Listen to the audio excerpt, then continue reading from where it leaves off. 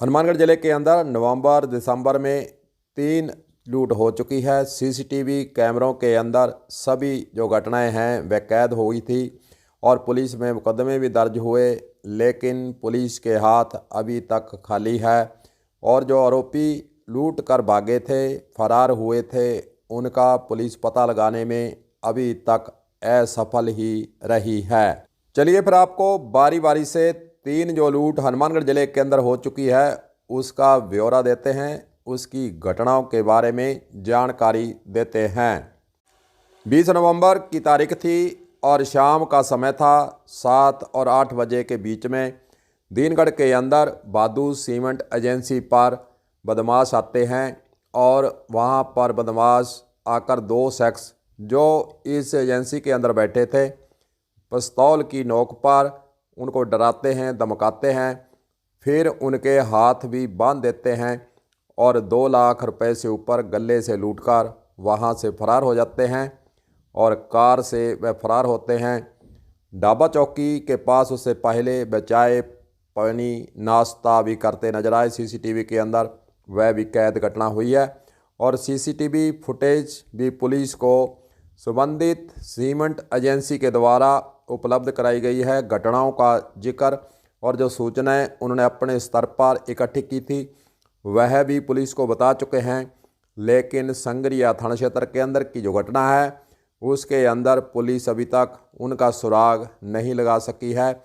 हालांकि जो इसके मालिक हैं और वहां के लोगों के द्वारा एसपी हनुमानगढ़ से पिछले दिनों मिले थे, ज्ञापन दिया था और मांग की गई थी कि जो आरोपी लूट करके ले गए हैं उनको तुरंत गिरफ्तार किया जाए। कुछ पुलिस पर वहां बादू सीमेंट एजेंसी के लोगों के द्वारा आरोप भी लगाए गए थे। चलिए उसके कुछ अंश सुनाते हैं आपको कि बादू सीमेंट एजेंसी के जो मालिक और उनके साथ आए लोगों का पुलिस पर क्या आरोप लगाया गया था। मेरे दीनगढ़ शॉप है जी बादू सीमेंट एजेंसी के नाम से। वहाँ पे 20 तारीख को 7:08 पर 5 डकैत आए थे। उन्होंने डकैती की 2,35,000 की और पुलिस ने 6 दिन बाद में बंदे भी चिन्हित कर लिए। भी ये बंदे हैं, हमारे को बता भी दिया। अभी तक संगरिया पुलिस द्वारा कुछ भी कार्रवाई नहीं की गई है। चिन्हित हो गई है, उसके बावजूद गिरफ्तारी नहीं हो रही है, तो बरामदगी नहीं हो रही है। हमें डर भी रहता है भी आगे कोई और ऐसी वारदात ना हो जाए कि तलाश तो पुलिस से आगे मैं और मेरा बेटा आगे रहते थे, तब पुलिस हमारे पीछे चलती थी। कहते हैं पुलिस साथ रहती है, पुलिस साथ जरूर रहती थी, लेकिन हम उनसे आगे उनको उठाते लेके जाते चलते फिर होती थी जी। एक बार खुद सीसीटीवी कैमरे ट्रैक बनाए, हमने देखा तो बंदे तो उन्होंने चिन्हित कर लिए, लेकिन अभी तक कोई कार्रवाई नहीं हो रही है। बस इसी शक में हम भी, ये क्या हो रहा है पता नहीं। संगरिया पुलिस कुछ कार्रवाई नहीं। बड़े भूमिका जो किसी बंदे का नाम आ रहा है वो जो नशा प्रवृत्ति है उसमें लिप्त है, उनका थोड़ा सा मेरे को ऐसा लगा है। अभी वो बंदा वहां से किसी को छुड़ा के लेके गया है, ऐसे कोई शिनाख्ती करके लेके गए हैं, अपनी जुम्बारी पे लेके गए हैं, तो कुछ ना कुछ तो मिली भगती है इसमें। बादू सीमेंट एजेंसी दीनगढ़ का आपने बयान सुना, उन्होंने आरोप भी लगाए। काफ़ी लंबा समय बीत जाने के बाद भी आरोपियों को पकड़ने में पुलिस असफल रही है और उन्होंने कहा कि पुलिस दबाव में काम करती नजर आ रही है। अब दूसरी घटना की ओर आपको लिए चलते हैं, बताते हैं दूसरी जो घटना लूट की हुई है उसका क्या था वहां पर माजरा और कैसे लूट होने के बाद पुलिस के हाथ अभी तक खाली हैं। चलिए दूसरी घटना की ओर चलते हैं। हनुमानगढ़ ज़िले के अंदर जो दूसरी लूट की घटना हुई है वह वादरा थाना क्षेत्र की है। वादरा शहर के अंदर मिठाई की दुकान पर यह लूट हुई थी। 27/11/2024 यानी 27 नवंबर की घटना है। पहले वहां पर 3 शख्स आते हैं और मिठाई की दुकान का जायज़ा लेते हैं। उसके बाद फिर एक काउंटर की तरफ खड़ा हो जाता है और दूसरा बाहर की तरफ देखता रहता है। उसके बाद फिर उस मिठाई की दुकान पर वह मिठाई मांगते हैं।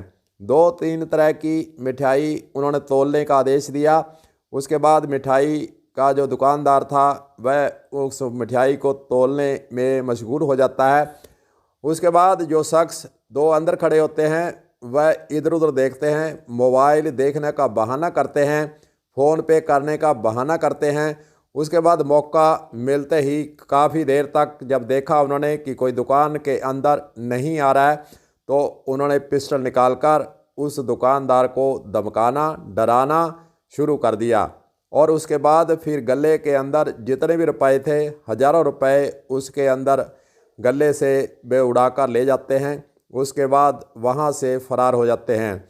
मुकदमा दर्ज होता है, लेकिन 27/11/2024 यानी 27/12/2024 भी अब बीत जाने वाला है।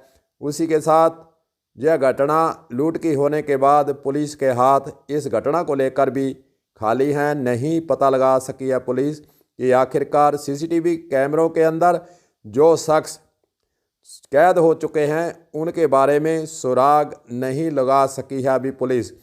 हालांकि देखा जाए तो अब केंद्र सरकार, राज्य सरकारें और यहाँ राजस्थान की सरकार और पुलिस, इनके द्वारा जो लूट की वारदातें होती हैं उसके लिए आपस में तालमेल और एक दूसरे राज्य की पुलिस आपस में तारतम्य बैठाते हुए ऐसे शख्सों, ऐसे आरोपियों को, ऐसी फ़ोटो को कंप्यूटर के अंदर देखकर और नेटवर्क के अंदर देखकर उनका पता लगाने का प्रयास तो कर रही है। लेकिन हनुमानगढ़ पुलिस ने बादरा के अंदर जो मिठाई की दुकान पर लूट हुई थी उसके बारे में अभी तक कोई खुलासा नहीं किया है। लगता यही है कि बादरा शहर के अंदर मिठाई की दुकान पर जो लूट हुई थी उसके बारे में पुलिस अभी सुराग तक नहीं पहुंच पाई है। हनुमानगढ़ जिले के अंदर तीसरी जो लूट की घटना हुई है वह है तलवाड़ा थाना क्षेत्र की डबली खुर्द इलाके के अंदर शराब ठेके पर लूट की वारदात हो चुकी है। 5 बदमाश वहां पर आते हैं और लूट को अंजाम दे देते हैं। सेल्समैन के पास से करीब 25,000 की नकदी लूट कर वे वहाँ से फरार हो जाते हैं। और बदमाशों के पास पिस्टल, चाकू और लाठी डंडे लेकर वह लैस होकर आए थे और वहाँ पर जो सेल्समैन था उसको धमकाया गया, डराया गया और फिर वहाँ से 25,000 की नकदी की लूट कर वे वहाँ से रफू चक्कर हो गए। लेकिन बदमाशों का पुलिस के स्तर से कोई भी अभी खुलासा नहीं और बदमाशों का कोई सुराग अभी तक नहीं लगा है। पुलिस ने हालांकि नाकेबंदी भी करवाई, लेकिन बदमाशों का कोई अता पता पुलिस को अभी तक नहीं लगा है, क्योंकि जब तक पुलिस के स्तर से कुछ खुलासा नहीं होता तब तक हम यह नहीं मान सकते कि बदमाशों का पता चला है या नहीं चला है। इस प्रकार अगर देखें तो हनुमानगढ़ ज़िले के अंदर नवंबर दिसंबर 2 महीनों में ही लूट की 3 कार वारदात हो चुकी है। पुलिस अभी तक लूट के आरोपियों तक नहीं पहुंच पाई है। देखते हैं पुलिस के स्तर से हनुमानगढ़ ज़िले के अंदर जो 3 लूट हो चुकी है और लंबा समय भी व्यतीत हो चुका है, कब आरोपियों तक पहुंचती है और कब इनके बारे में कोई खुलासा मीडिया के सामने करती है। कलम न्यूज के लिए गुरदेव सिंह सैनी की हनुमानगढ़ से रिपोर्ट।